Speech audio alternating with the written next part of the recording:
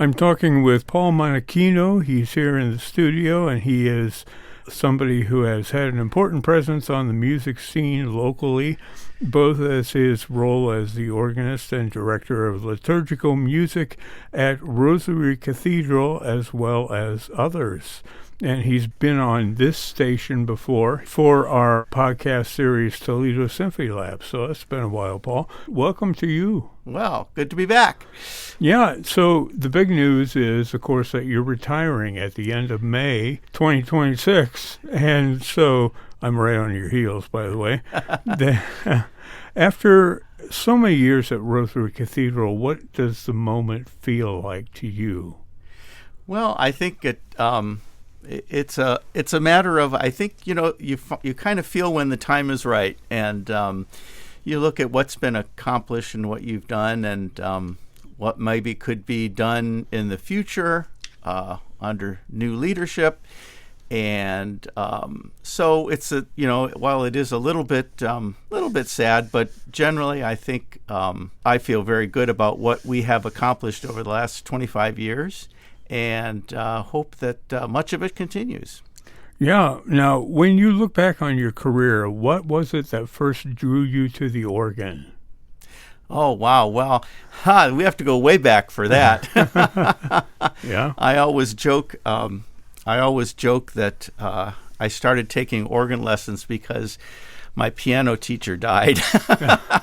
But in a way, that's true. I mean, I was taking from a lovely lady in Mansfield, Ohio, and unfortunately, at that point, she had gone into a nursing home and she passed away. And at that same time, the new organist at my home parish in Mansfield had just started and was offering organ lessons. And I begged my mom, because I had always been fascinated by the organ in the church. I sang in the children's choir, and when we were up, near the organ, I was always just fascinated by it. So I kind of begged. And she said, well, okay, you can try it for a while, but you need to go back to playing piano. Well, that never happened. Yeah. And did your organ experience playing the organ translate into liturgical music? Yes, I, of course, being involved in, the children's choir and being involved in church, I certainly thought that would be a viable kind of path for me. And I thought, well, if I want to play the organ a lot, certainly that's a way to do it, because you do end up doing that a lot when you work for the church. So it started as that, but then, of course, there are other skills that one has to develop, to direct choirs and, work with instrumentalists and all that. So that all comes as you mature and as you get more training. And, I went to Heidelberg University now, college, when I was there in Tiffin. And so, that all those skills were built up over that time. Yeah, over these past long years, has your approach to liturgical music and sharing it with people changed at all? I think it probably has. Certainly when you're younger, you just kind of are hoping you can get the job done, you have a little bit more, angst about making sure that things go well and all that. And certainly, several of my first jobs were in pretty big parishes, so there were things really, really going on all the time. I mean, funerals and weddings and this and that, and working with school kids and the whole 9 yards. So sometimes that tends to be more of a just kind of get the next thing done type of thing. So sometimes later, when you're have a little more experience and you're a little more confident, it translates maybe into a little more thoughtful music making and a little more a deeper understanding of things and a deeper way of sharing that. Yeah. So it kind of goes with the growth one would have musically over your career. Now, talk about the instrument itself at Rosary Cathedral, the organ there. Well, we are very, very fortunate to have that fine instrument in a fine building. It was installed in 1931. It was the first thing actually to be put into the cathedral. When you see all that decor and the stained glass windows and the carvings and everything, all that was not there. So it was one of the first things to go into the cathedral itself. And we are just thrilled that now it has had a thorough restoration, and it will serve well into the future, and it has been certainly hailed by many organists, concert organists, and as being a really fine instrument. So yeah.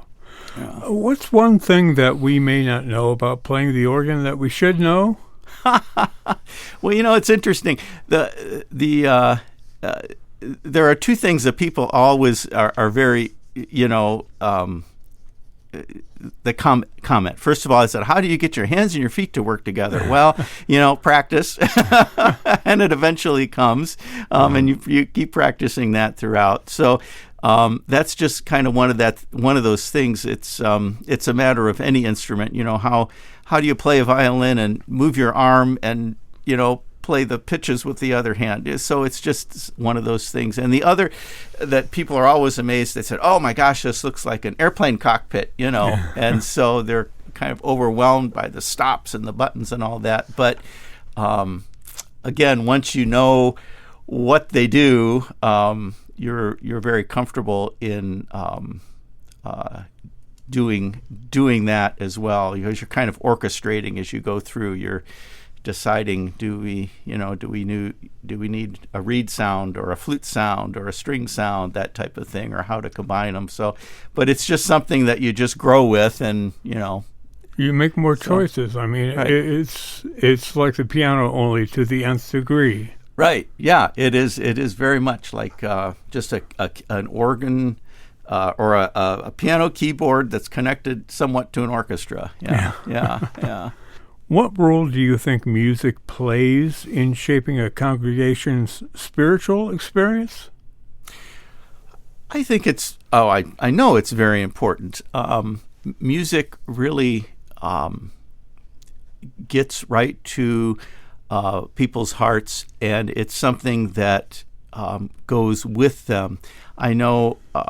In fact, I just talked to somebody the other day, and they said, "Oh, the music last Sunday," and he said, I kept hearing that melody again. So when people carry that with them out of the church doors, that's an important part of what music can do as far as carrying the message from Sunday morning through the week. And I think the other important element for musicians is in the choice of music, because you really are presenting a certain theology. So you really have to be very careful about the texts that are accompanying those melodies, and making sure that they are things that are good and solid and will carry people through. You've been part of countless services at Rosary and beyond, and I wonder if your emotions have played a part, if you got caught up in the spiritual happenings so that it affected your music making? That does happen occasionally. One thing, though, that I think that might be a little misconception is, when you're on, you are just thinking all the time of what's coming next, and what, and so it is very difficult for a church musician, a choir director, whatever, to always kind of be caught up in the moment. You might miss something if you do, so. And land that aircraft carrier. Right. Yeah. So it does happen occasionally when certain components come together, and you kind of are in a spirit of that, and you say, wow, this is really impactful and beautiful, and this is really successful. But there's a lot of the other that goes on as well. Yeah. Yeah. Did you found the Cathedral Concert Series, or was that already there? Yes. Yeah. We did. Yeah. When Monsignor Singler was the rector of the cathedral, this would have been back in the late 2000s, 8, 9, that we had been talking about this would be a great thing to do. And we had done a few concerts, just individual concert type things. And we came up with that vision that let's establish something that would be kind of a regular series of events, because that really was recommended us. They said, people will come if they know that there are going to be, a series of events, and they can kind of count on that. So we started working at that, and I trying to think, it was 2014 exactly when the first season was, but it's been well over 20 years, and that's been very successful. We were able to start that with a gift from a family whose brother had passed, and they wanted to give a donation, and the rector, Monsignor, had suggested, why don't you start an endowment? So we have an endowment for the concert series, which helps every year with a part of the budget. And then we've been a recipient of Ohio Arts Council grants. Yeah. And then we have a great group of donors every year who come in and provide another part of that budget. So it's been very successful, and we've had some wonderful concerts over the years. Yeah. So, local musicians, international musicians. So it's been a whole range. Yeah. Has anything stood out to you as a concert that you really enjoyed, sacred or secular? Wow. I think that there are several, and this might have been before the official start of it, but Apollo's Fire was here in 2010, and they did the Monteverdi Vespers, which was an outstanding concert. And I think that was a lot of the impetus for wanting to continue to do that. We also worked with the Association of Two Toledos, the local group, and we were able to bring Joaquin Achucaro to do a solo concert here, which, other than their working with them and their connections and all that, we were able to have him, and to have somebody like that really was wonderful. And then, of course, just last Friday we had this wonderful symphony concert with Todd Wilson. What kind of the end of our an organist, organ and orchestra, and it was just wonderful. And we've had that before. We've had a concert with the symphony before with organ and orchestra, so those are always very popular and very well received. So yeah. Now let's talk about retirement again. As you step away from this role, what are you going to miss the most? It's very interesting. I've been thinking about that a little bit, and what you like I said, you build these things and you work all these things, and they're all there, and they're things. But I think that what I'm hoping and what I think will happen is the relationships over the years that have been made through all of this music making, and with the choirs and with the people who have come and done concerts and all that type of thing, that the relationships will carry on and will be part of the future as well. So that won't end. The work will. But, do you have plans to keep playing the organ anywhere? I will be doing that. Yeah. Yeah. Great. So what advice do you have for young organists who are just starting out today? Well, I would certainly encourage anybody who is at all interested to think about that, to think about making a career of it. It certainly is a great need in the church, most especially, and certainly also in the concert hall. It is a definite career path. I think the organ being such a niche instrument, it's difficult to, like a violinist or a pianist, to make a career just out of maybe concertizing or this or that. But certainly there are a huge number of opportunities for for performing and doing music at a high level throughout. So I would definitely encourage especially young pianists to maybe think about it, and it could be a very rewarding career. And one thing is that I think the other thing that is very interesting particularly about church music, is it sets a wide variety of skills you need, and you also have a wide variety of opportunities to make music. So, it's not just sitting and playing, but, working with other people, leading other people, assisting other musicians, volunteers, and all that to grow in their musical abilities. And so, there's some rewards in that as well. How would you like to be remembered upon your retirement?